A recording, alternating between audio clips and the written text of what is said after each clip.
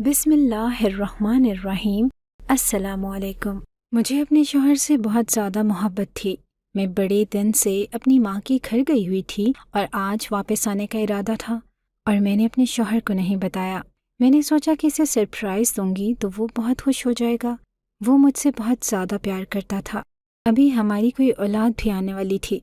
फ़िलहाल बस हम दोनों ही थे और अपनी ज़िंदगी को खूब इंजॉय कर रहे थे। जैसे ही मैं घर में आई तो दरवाज़ा पहले से ही खुला हुआ था। मैं हैरान हुई कि दरवाज़ा किसने खोला है। फिर मैंने सोचा कि शायद भूल गया होगा, चलो अंदर जाकर देखती हूँ। मेरा शौहर आसपास कहीं दिखाई नहीं दे रहा था।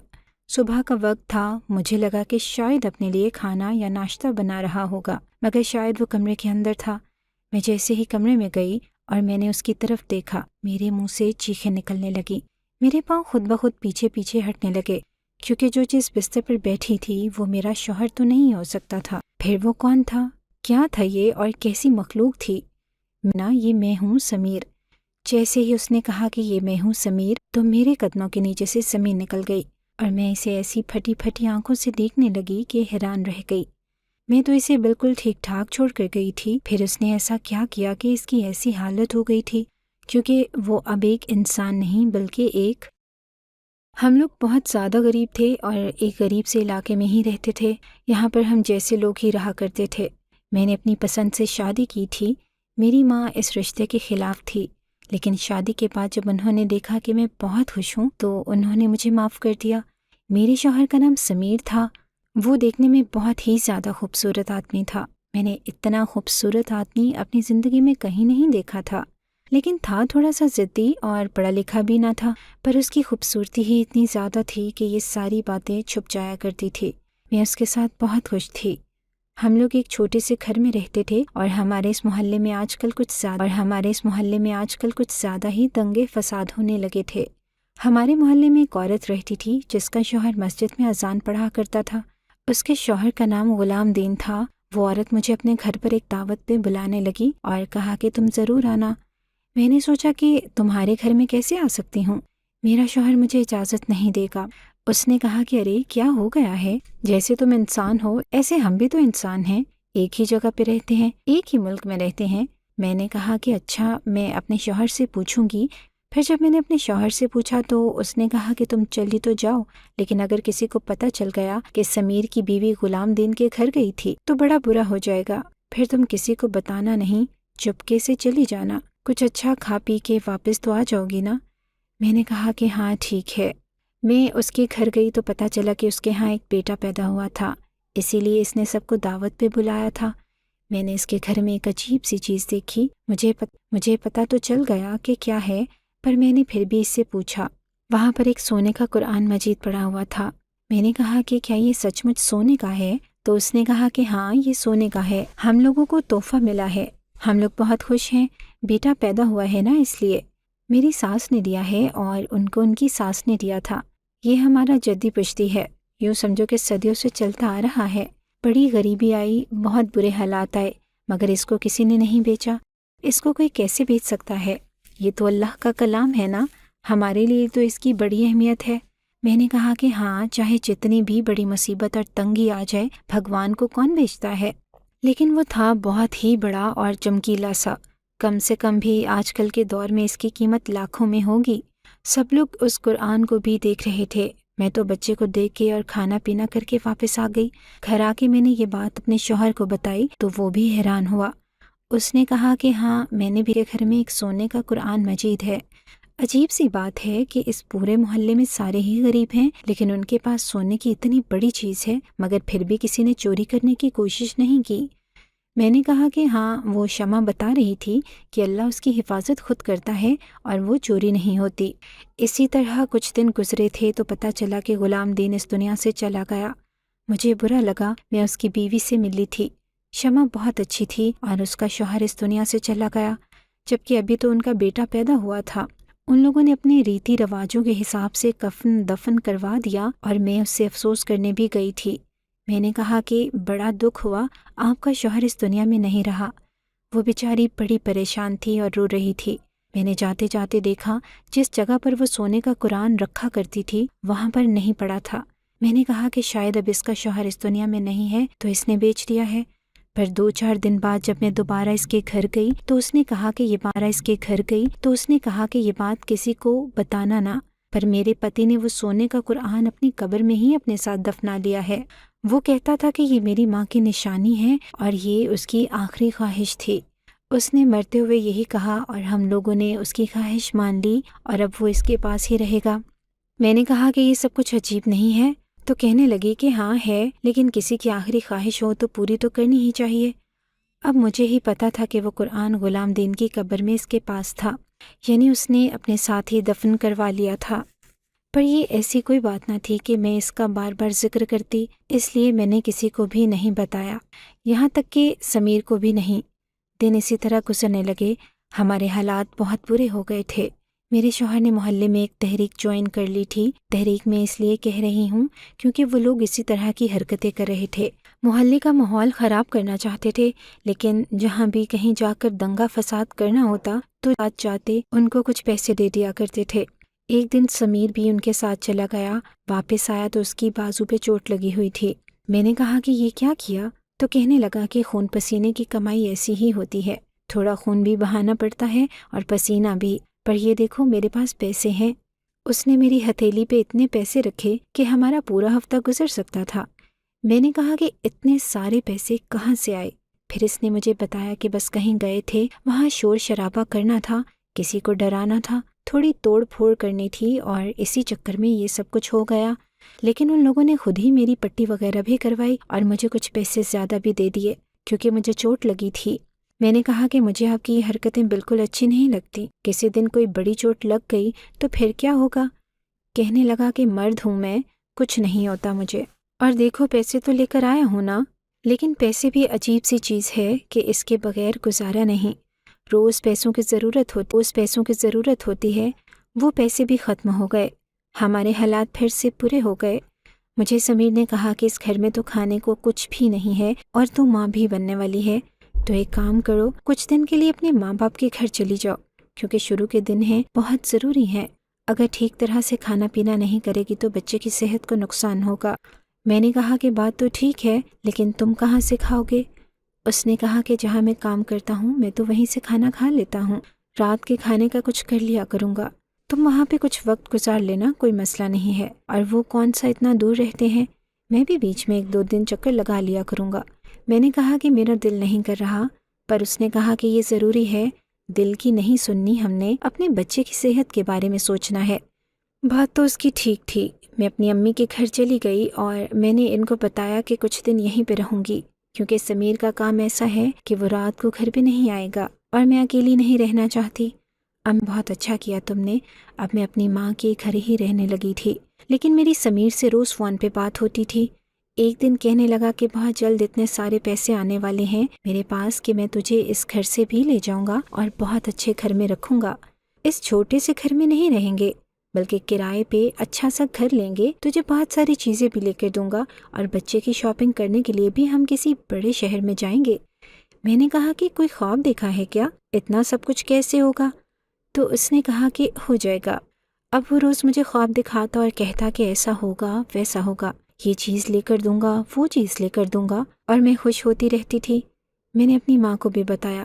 میری ماں نے کہا کہ تیرا باپ بتا رہا تھا کہ یہ اچھے لوگوں کے ساتھ کام نہیں کرتا، کہیں پھر سے تو نہیں کوئی ایسی حرکت کرنے والا، تو اپنے شوہر کو منع کیوں نہیں کرتی؟ بیوی کا کام ہوتا ہے اپنے شوہر کو سمجھانا۔ میں نے کہا کہ نہیں، ایسی کوئی بات نہیں ہے، ایسا کچھ نہیں کرتا وہ، بس کبھی کبھی چلا جاتا ہے، نہیں تو اپنا ہی کام کرتا ہے، اور آج کل جو حالات ہیں، اگر تھوڑے پیسے بنا لے گا تو کیا ہو جائے گا؟ اب ہم لوگ 2 سے 3 ہونے والے ہیں، پیسوں کی ضرورت تو رہے گی نا، آپ لوگ تو نہیں کرو گے؟ میری ماں چپ ہو گئی کیونکہ وہ لوگ بھی غریب تھے، وہ کیا کر سکتے تھے؟ ان کو پتا تھا کہ وہ زیادہ کچھ نہیں کر سکتے، صرف مشورہ ہی دے سکتے تھے، اس لیے چپ ہو گئی۔ 2-4 دن گزرے تھے، میرے پتی سے بات نہیں ہو رہی تھی، تب سے میرا یہاں پہ دل بھی نہیں لگ رہا تھا۔ مجھے یہاں آئے ہوئے 2 مہینے ہونے والے تھے، میں ڈاکٹر کے پاس بھی گئی تھی، ڈاکٹر نے کہا تھا کہ سب کچھ بالکل ٹھیک ہے۔ شروع کے 3 مہینے تو اچھے ہی گزر گئے تھے، اب میں اپنے گھر جا سکتی تھی، اور پھر میرا پتی تو آج کل لاکھوں کمانے کی باتیں کر رہا تھا، تو کیا مجھے 2 وقت کی اچھی روٹی نہیں کھلا سکتا تھا؟ میں نے سوچا کہ اسے سرپرائز دیتی ہوں اور اچانک سے ہی چلی جاؤں گی، کیونکہ ابھی ہماری شادی کو کون سا اتنا وقت ہوا تھا کہ ہماری محبت کم ہو گئی تھی۔ ہم تو ایک دوسرے کے بغیر رہ ہی نہیں پاتے تھے، تبھی تو روز فون پہ بات کرتے تھے۔ میں نے سوچ لیا کہ آج اپنے گھر چلی جاؤں گی۔ صبح صبح اٹھی اور اپنے محلے کی طرف چلی گئی۔ رکشے سے اتری تھی کہ ایک گھر سے رونے کی آوازیں آ رہی تھی۔ کوئی بہت بری طرح سے رو رہا تھا، چلا رہا تھا۔ میں بھی پریشان ہو گئی کہ پتہ نہیں اس گھر میں کیا ہو رہا ہے، یہاں سے کیوں رونے کی آوازیں آ رہی ہیں؟ کیونکہ اس گھر میں جو عورت رہتی تھی میں اسے اچھی طرح جانتی تھی۔ وہ کبھی کبھی میرے گھر بھی آیا کرتی تھی اور ہم بیٹھ کے گپ شپ لگایا کرتے تھے۔ اس کا پتی تھا، 2 چھوٹے بچے تھے اور وہ لوگ بھی بہت زیادہ غریب تھے۔ ایک پل کو سوچا کہ اندر جا کے پوچھ ہی لیتی ہوں کہ کیا بات ہے، کیونکہ اتنی بری طرح سے رو رہی تھی، لیکن پھر سوچا کہ پتہ نہیں شاید میاں بیوی کی آپس کی کوئی لڑائی ہوئی ہے، مجھے بیچ میں نہیں بولنا چاہیے۔ ویسے بھی میری جو حالت تھی میں کسی کی مدد تو نہیں کر سکتی تھی، اسی لیے سیدھی اپنے گھر کی طرف چلی گئی۔ میں گھر میں تو یہ دیکھ کے حیران رہ گئی کہ دروازہ کھلا ہوا تھا۔ صبح صبح کا وقت تھا۔ میں نے کہا کہ لگتا ہے رات کو ہی دروازہ بند کرنا بھول گیا ہوگا، لیکن جب کچن میں دیکھا تو وہاں پر بھی نہیں تھا۔ کمرے میں چلی گئی تو سامنے کا منظر دیکھ کے حیران رہ گئی۔ ایسا لگا کہ میری جان ہی نکل جائے گی۔ بستر پہ کوئی عجیب سی چیز پڑی ہوئی تھی۔ ایک کالا سا انسان پڑا ہوا تھا، جو اتنا کالا تھا کہ میں نے ایسا انسان کبھی نہیں دیکھا تھا۔ اس کے چہرے پہ نہ جانے کیا لگا ہوا تھا، کہیں کہیں سے کالا تھا، کہیں کہیں سے سفید تھا، اور کمرے میں سے عجیب سی بدبو آ رہی تھی۔ کون تھا یہ آدمی؟ میرے تو پاؤں خود بخود ہی پیچھے ہٹنے لگے۔ میں زمین پہ گر گئی اور پھر بھی میرے پاؤں پیچھے پیچھے ہٹ رہے تھے۔ یہ سب کچھ انجانے میں ہو رہا تھا۔ میں نے کہا کہ کون ہو تم؟ کون ہو؟ سمیر، سمیر۔ میں اپنے شوہر کو مدد کے لیے پکارنے لگی اور وہاں سے بھاگنے کی کوشش کرنے لگی۔ گھر سے باہر تو نہیں گئی تھی، پر کمرے سے باہر جب نکلی تو اس نے کہا کہ مینا، یہ میں ہوں تمہارا شوہر۔ میں تو حیران رہ گئی اور واپس آئی، اسے غور سے دیکھنے لگی۔ تھوڑی دیر غور سے دیکھا تو پتہ چل گیا تھا کہ وہ تو سمیر ہی تھا، مگر یہ کیا ہوا تھا اس کے ساتھ؟ اس کے پورے جسم پر یہ کیا لگا ہوا تھا؟ کس طرح کے نشان تھے؟ کیا اسے کوئی بیماری ہو گئی تھی؟ لیکن میں تو اسے اچھا بھلا چھوڑ کے گئی تھی، پھر یہ سب کیسے ہوا اور کیوں ہوا؟ وہ بری طرح رونے لگا۔ میں جب اس کے پاس آنے لگی تو اس نے کہا کہ میرے پاس نہیں آؤ، ہو سکتا ہے یہ بیماری چھونے سے پھیلتی ہو۔ میں نے کہا کہ یہ بیماری کہاں سے آ گئی ہے، کیا ہوا ہے؟ میں تمہیں ٹھیک چھوڑ کے گئی تھی۔ کہنے لگا کہ تم تو مجھے ٹھیک چھوڑ کے گئی تھی، لیکن میری نیت ٹھیک نہ تھی، میرے کام ٹھیک نہ تھے، میری حرکتیں بھی بالکل ٹھیک نہ تھی، اسی لیے میرے ساتھ یہ سب کچھ ہوا ہے۔ مجھے سزا ملی ہے کیونکہ میں بہت بڑا گناہ کیا ہے۔ میں نے کہا کہ کون سا گناہ کیا ہے تم نے؟ کہیں کسی کو؟ میری زبان رک گئی۔ نہیں، میں کسی کے ساتھ اتنا برا نہیں کر سکتا، لیکن جو میں نے کیا شاید وہ اس سے بھی زیادہ برا ہے، اور صرف میں ہی نہیں اور بہت سے لوگوں کے ساتھ بھی یہی ہوا ہے۔ ہم سب کی حالت ایسی ہو گئی ہے، ہم بہت زیادہ برے لوگ ہیں اور ہمیں سزا ملی ہے۔ اب پتہ نہیں کیا ہوگا۔ ہمیں سے ایک ڈاکٹر کے پاس گیا تو ڈاکٹر نے اسے ہاسپٹل سے نکال دیا۔ ڈاکٹر نے کہا کہ تمہیں پتہ نہیں کون سی نئی بیماری نکل آئی ہے، چلے جاؤ یہاں سے، نہیں تو تمہارے ساتھ بھی وہی ہوگا جو کرونا کے دنوں میں ہوا تھا، تمہیں ایک جگہ پر بند کر دیا جائے گا۔ اسی لیے میں ڈاکٹر کے پاس بھی نہیں جا رہا ہوں کہ کہیں مجھے سب سے الگ بند نہ کر دیا جائے، پھر میں تمہارے بغیر کیسے رہوں گا، تمہیں دیکھ بھی نہیں پاؤں گا۔ یہ میرے ساتھ کل ہوا ہے، میں تمہیں فون کرنے والا تھا پر ہمت نہیں ہو رہی تھی اور تم خود ہی آ گئی۔ پہلے تو ہم دونوں روتے رہے، میں نے اسے پانی پلایا، وہ مجھے اپنے زخموں کو ہاتھ بھی نہیں لگانے دے رہا تھا۔ پھر میں نے اس سے پوچھا کہ بتاؤ یہ سب کچھ کیسے ہوا ہے، تو اس نے مجھے ایسی بات بتائی کہ میں حیران رہ گئی۔ اس نے کہا کہ ہمیں کسی طرح یہ بات پتہ چلی کہ غلام دین نے وہ سونے کا قرآن اپنے ساتھ ہی قبر میں دفنا لیا ہے، اور ہم لوگوں کی اس قرآن پر نظر تھی۔ ہم اسے چوری کر کے بیچنا چاہتے تھے، اور ہم لوگ ٹوٹل 8 لوگ تھے۔ ہمیں یہ بات ایک آدمی کی بیوی نے بتائی کہ اس کو یہ بات غلام دین کی بیوی نے بتائی تھی۔ میں نے کہا کہ ہاں مجھے بھی پتا تھا، لیکن میں نے کسی کو نہیں بتایا۔ اس نے کہا کہ اگر تم مجھے پہلے کہتی کہ مجھے پتا تھا اور کسی کو نہیں بتایا تو مجھے تم پہ بہت غصہ آتا، مگر اچھا ہوا کہ تم نے نہیں بتایا۔ پر پھر بھی ہم لوگ یہ کام تو کر ہی بیٹھے۔ ہم لوگوں نے پلان بنایا کہ ہم وہ چیز اس کی قبر سے نکال لیں گے اور اس کو بیچ دیں گے، اور یہی کرنے کے لیے ہم لوگوں نے قبر کو کھول دیا۔ اس کی میت کو بھی باہر نکال دیا اور قبر کی بھی بے حرمتی کرتے رہے، ڈھونڈتے رہے پر کچھ نہ ملا۔ مگر ہم لوگوں کی لالچ اور غلطی کی سزا ہمیں یہ ملی کہ اچانک سے بارش آنے لگی۔ ہم لوگ سمجھے کہ نارمل بارش ہے، لیکن بارش کے بعد جیسے ہی بارش کا پانی ہمارے جسم پہ لگا، ہمیں عجیب سی کھجلی ہونے لگی، خارش ہونے لگی، اور اس کے بعد جب ہم لوگ اپنے اپنے گھر واپس آ گئے تو ہمارے جسم پہ یہ نشان ابھرنے لگے۔ ان میں بہت زیادہ کھجلی ہو رہی ہے اور بدبو بھی آ رہی ہے۔ ہمیں سزا ملی ہے کیونکہ ایسے کسی کی قبر کے ساتھ بے حرمتی کرنا تو ایک گناہ ہے، اور وہ بھی بہت نیک آدمی تھا۔ ہم لوگوں نے یہ سب کچھ کیا اور وہ قرآن بھی اس کی قبر میں نہیں ہے۔ میں نے کہا کہ تم لوگوں کو ایسا نہیں کرنا چاہیے تھا، تم لوگوں کو لالچ کی سزا ملی ہے، پر اب جو کچھ بھی ہوا ہے ڈاکٹر کے پاس تو جانا ہی پڑے گا۔ میں ڈاکٹر کے پاس گئی اور جا کے اسے سب کچھ بتا دیا۔ میں نے اپنے کانوں میں سونے کے ٹاپس پہن رکھے تھے، وہ میں نے ڈاکٹر کی ٹیبل پہ رکھ دیے، اور میں نے کہا کہ بس ایک دفعہ آپ میرے پتی کو دیکھ لیں۔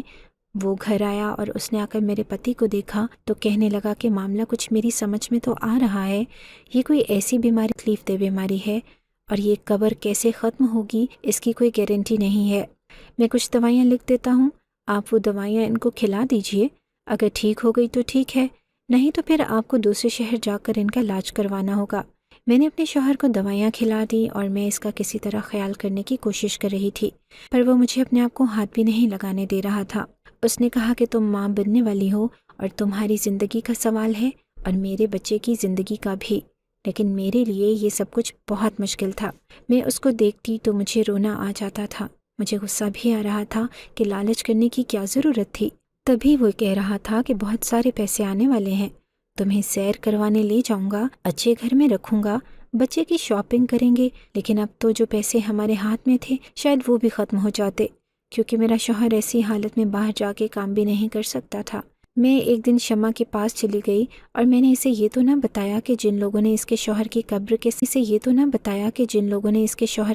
کے ساتھ سب کچھ کیا اس میں سے ایک میرا شوہر بھی تھا، اور میں نے اس سے باتوں باتوں میں پوچھا کہ تم نے ہی تو کہا تھا کہ وہ قرآن قبر کے اندر رکھ دیا گیا ہے، اسی لیے تمہارے شوہر کی قبر کے ساتھ کچھ لوگوں نے ایسا کیا۔ میں اس محلے میں نہ تھی اس لیے مجھے نہیں پتا، پر تمہیں اس طرح کی بات سب کو بتانے کی ضرورت کیا تھی؟ تمہیں پتہ نہیں ہے کہ آج کل کیا حالات ہیں، لوگ تو 1 روپیہ نہیں چھوڑتے۔ وہ کہنے لگی کہ میں نے جھوٹ بولا تھا، ایسا کچھ نہیں تھا، جان بوجھ کے یہ بات محلے میں پھیلائی تھی تاکہ لوگ ہمارے گھر سے دور رہیں، کیونکہ اب میرا شوہر اس دنیا میں نہ تھا، ہم گھر میں صرف عورتیں اور بچے ہی تھے۔ کل کو کوئی اس قرآن کے پیچھے آ کر ہمارے گھر میں آ جاتا اور ڈکیتی کرنے کی نیت سے حملہ کر دیتا تو میں کیسے اپنے بچوں کو بچاتی؟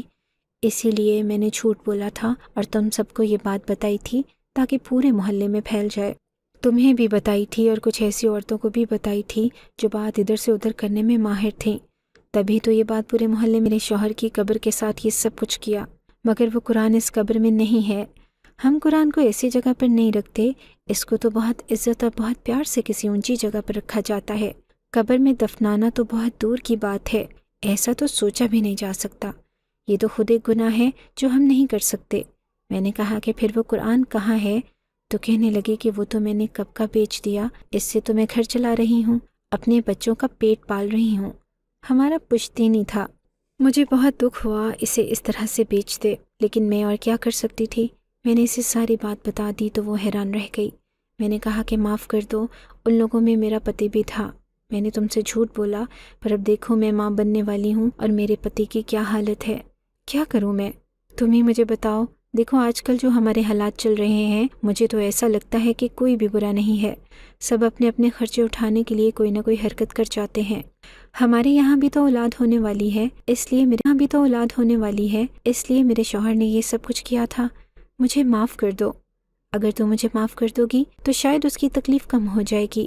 پر شمع نے کوئی جواب نہ دیا، کیونکہ اس کے شوہر کی قبر کے ساتھ بہت برا ہوا تھا، اس کا مطلب کہ وہ معاف کرنے کے موڈ میں نہ تھی۔ میں واپس آ گئی، ڈاکٹر کی دی ہوئی دوائی سے میرے شوہر کو تھوڑا سا فرق پڑا تھا، لیکن پھر 2-3 دن بعد اس کے زخم پھر سے بڑھنے لگے تھے۔ مجھے پتا تھا کہ اب دوائی کی نہیں بلکہ دعا اور معافی کی ضرورت ہے، لیکن شمع نے تو معاف کرنے سے انکار کر دیا۔ ادھر میرے مہینے بھی آگے جا رہے تھے، اب میری حالت ٹھیک نہیں تھی۔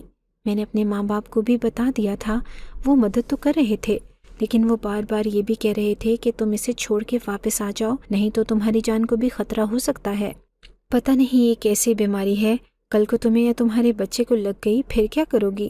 میں نے اپنے شوہر کے ساتھ بہت برا وقت گزارا تھا، ہمیں اتنی بری سزا ملے گی ہمیں اندازہ بھی نہ تھا۔ وقت گزرتا رہا، ایک دن تو میری حالت بھی خراب ہو گئی۔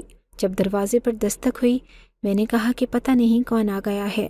جا کر دیکھا تو شمع تھی، وہ مجھ سے ملنے کے لیے آئی تھی۔ میں بڑی مشکل سے اٹھی تھی، میں نے اسے دوسرے کمرے میں بٹھایا۔ وہ کہنے لگی کہ میں نے بہت سوچا اور میں اس نتیجے پر پہنچی کہ اگر میرا شوہر زندہ ہوتا اور کوئی اس کے ساتھ برا کرتا تو وہ اسے فوراً معاف کر دیتا تھا، کیونکہ وہ کہتا تھا کہ میں نے اللہ کے لیے معاف کر دیا۔ اسی لیے اس کی طرف سے میں نے بھی سب کو معاف کر دیا اور میں باری باری سب کے گھر گئی ہوں، آخر میں تمہارے گھر بھی آئی ہوں۔ اس نے میرا ہاتھ پکڑا اور میرے ہاتھ پر ایک لفافہ رکھ دیا جس میں بہت سارے پیسے تھے۔ میں نے کہا کہ یہ کیا؟ تم نے معافی دے دی ہے، وہی کافی ہے، مجھے پیسے نہیں چاہیے۔ اس نے کہا کہ تمہیں پیسے چاہیے، پیسوں سے انکار نہیں، تمہارے ہاں بچہ ہونے والا ہے، تمہیں تو پیسوں کی سب سے زیادہ ضرورت ہے۔ میں نے اور کسی کو بھی پیسے نہیں دیے، میرے پاس بھی اتنے نہیں ہیں، ابھی تو میرے آگے بھی بڑی مشکل راہیں پڑی ہیں، لیکن پھر بھی سوچا کہ تمہیں پیسوں کی ضرورت ہوگی، زیادہ نہیں ہیں پر تمہارے کام آ جائیں گے، اور کسی چیز کی ضرورت ہوئی تو مجھے بتانا۔ میں نے اسے حیران ہو کر دیکھا اور کہا کہ تمہارا دل کتنا بڑا ہے۔ اس نے کہا کہ ہمارا دل نہیں، وہ بڑا ہے جس کو ہم مانتے ہیں، اور وہ کہتا ہے کہ معاف کر دینا چاہیے، اسی لیے میں نے معاف کر دیا۔ کسی کو معاف کرنے میں بہت سکون ملتا ہے۔ میں اللہ سے دعا کروں گی کہ تمہارے شوہر کا درد ختم ہو جائے اور وہ جلد ہی ٹھیک ہو جائے۔ میں نے اس کا بہت شکریہ ادا کیا۔ میں بار بار روتی تھی، وہ کہتی تھی کہ پریشان نہ ہو، سب کچھ ٹھیک ہو جائے گا، اور واقعی 2-3 مہینے میں میرا شوہر کافی بہتر ہو گیا۔ اس پر دوائی نے بھی اثر کرنا شروع کر دیا تھا اور اب اس کے جسم پر وہ نشان بہت کم رہ گئے تھے۔ ایسے لگتا تھا کہ اچانک سے ہی سب کچھ ٹھیک ہو گیا ہے۔ میرے ہاں بھی ایک پیاری سی بیٹی پیدا ہوئی، اب حالات بھی بہتر ہونے لگے۔ اب سمیر باہر جا کے کما سکتا تھا اور اس نے سوچ لیا تھا کہ وہ کبھی کوئی غلط کام نہیں کرے گا، کوئی بھی ایسا کام نہیں کرے گا جس سے کسی اور کو تکلیف پہنچے، چاہے وہ زندہ ہو یا مردہ۔ جب سے اس نے بھی ارادہ کیا، ہمارے گھر کے حالات بھی بدلنے لگے۔ آج اس بات کو 1 سال ہو گیا ہے، لیکن سب کچھ بالکل ٹھیک ہے۔